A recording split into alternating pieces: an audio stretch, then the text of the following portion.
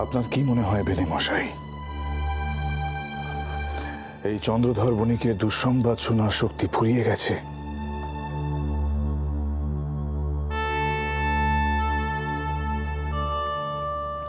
আপনি বলুন, আমি শুনছি। মানে আগে ওই আলো গঙ্গাপুর ঘাটে রমণীর মৃতদেহ নাকি পাওয়া গেছে।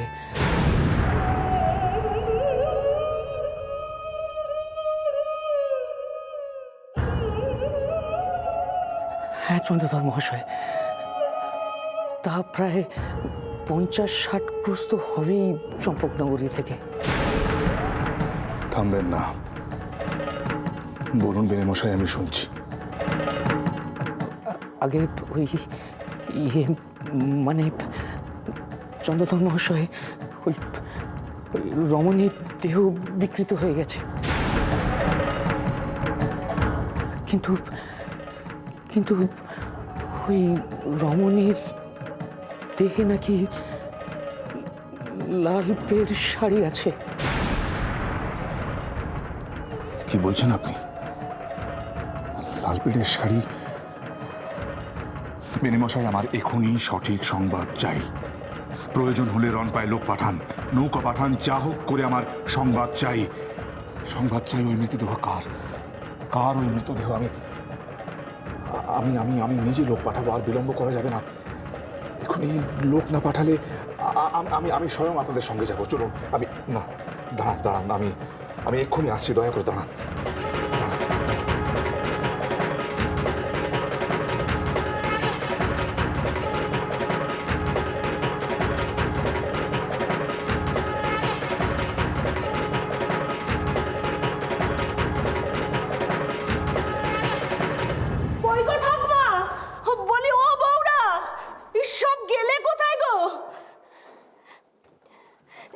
কি সব শুনলাম গো? ভয় যে আমার হাত পা একেবারে হিম হয়ে আসছে। কি কি শুনেছো তোমরা? আমার বেউলার কোনো খবর পেয়েছো নাকি বাচ্চারা? ও ঠাকুমা, আমার স্বামী আজ ভিনগা থেকে ফিরলেন গো। উনি কইলেন আলু গঙ্গাপুরের ঘাটে নাকি এক কাঁচা বয়সের বউয়ের দেহ পা গিয়েছে। কোন ঘাটে? আলু গঙ্গাপুর এখান থেকে অনেক দূর। তার পরনে লাল পাড়ের সাদা শাড়ি পরা, আর তাই দেখেই তো ছুটতে ছুটতে এলুম গো। আচ্ছা, আমাদের বেহুলা মা যাওয়ার সময় কি কাপড় পরেছিল ঠাকুমা?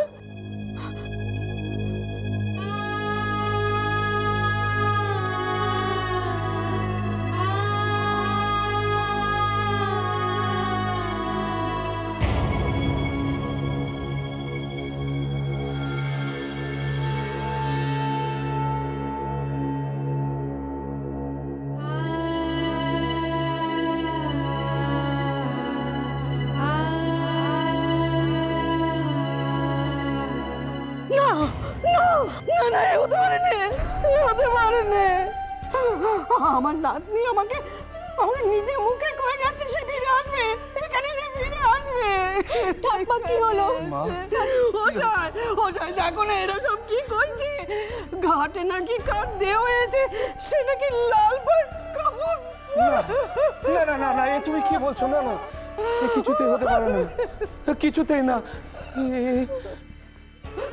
বৌমা, এক্ষুনি ছেলেদের খবর দাও, তত্ত্ব তল্লাশে বেরোতে হবে। হ্যাঁ যাই বাবা।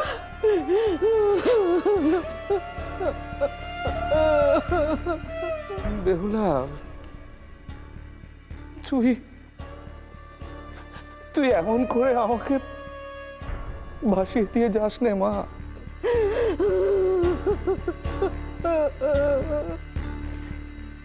ভাসিয়ে দিয়ে যাস না।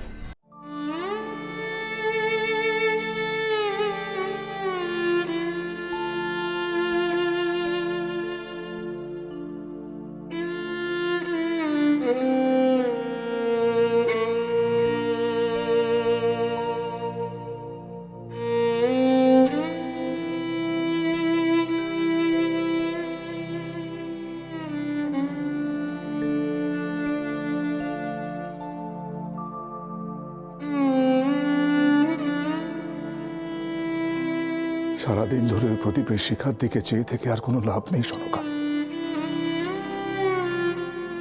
বেহুলা মা আর ফিরবে না।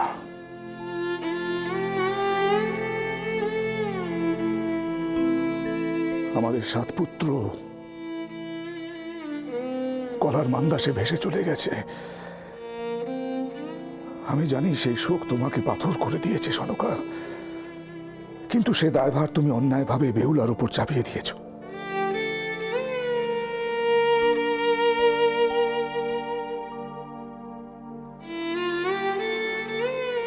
বেহুলা মা বোধহয় আর জীবিত নেই। আলো গঙ্গাপুরের ঘাটে এক স্ত্রীর শবদেহ পাওয়া গেছে, পরনে লাল পেড়ে শাড়ি। কি কইতে চাইছেন আপনি? বেহুলা মা শখে পৌঁছতে পারবেন? না না সনকা, এমন অসম্ভব কাজ কেউ করতে পারে না। মাঝখান থেকে এই কচি বয়সে সেও আমাদের লখাইয়ের সাথে নিজের জীবনটা শেষ করে দিতে বাধ্য হলো। আপনি কি কইছেন বাবা? ঠিকই বলছি বড় বৌমা, ঠিকই বলছি। সেদিন যদি তোমরা ঘাটে বেহুলাকে আটকাতে, তাহলে আজ এই দিনটা আমায় দেখতে হতো না। বলতে পারো কি কি মুখ নিয়ে দাঁড়াবো সাহেবেনে মশাইয়ের সামনে? কি বলবো তাকে? বাবা, আপনি নিশ্চিন্ত যে এই সংবাদ ঠিক না? মানে কোথাও ভুল হচ্ছে না তো? হচ্ছে ভুলই হচ্ছে। ও মরেনি, এত সহজে সে তার পণ ভাঙবে না আমি জানি।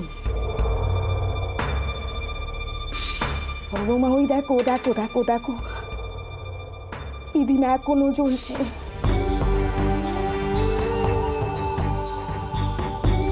সে সতীলক্ষ্মী তার স্বামীকে নিয়ে শখের পথে যাচ্ছে।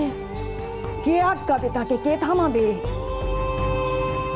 স্বয়ং যমরাজের অত ক্ষমতা নেই, অত সাধ্য নেই বেহুলা মাকে থামায়। আপনি যান, কি খবর নেই, শুনবেন ওই মরদেহ অন্য কারুর, বেহুলা মায়ের নয়।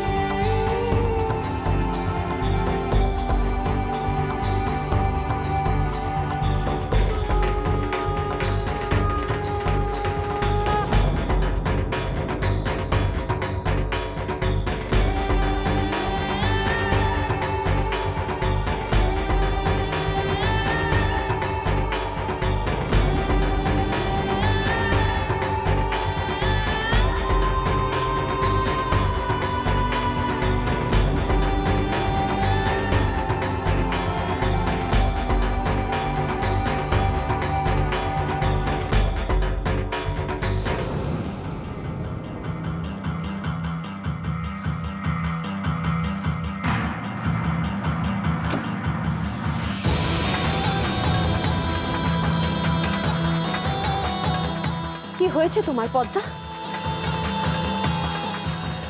এত উতলা কেন বোন? দিদি, দিদি, বেহুলার যে ঘোর বিপদ,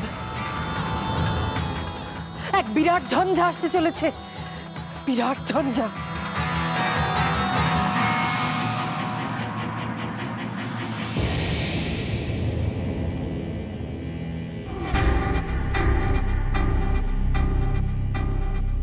এর হাত থেকে যে কারোর রক্ষে নেই। আমি জানি না বেহুলা কি করে নিজেকে রক্ষা করতে পারবে।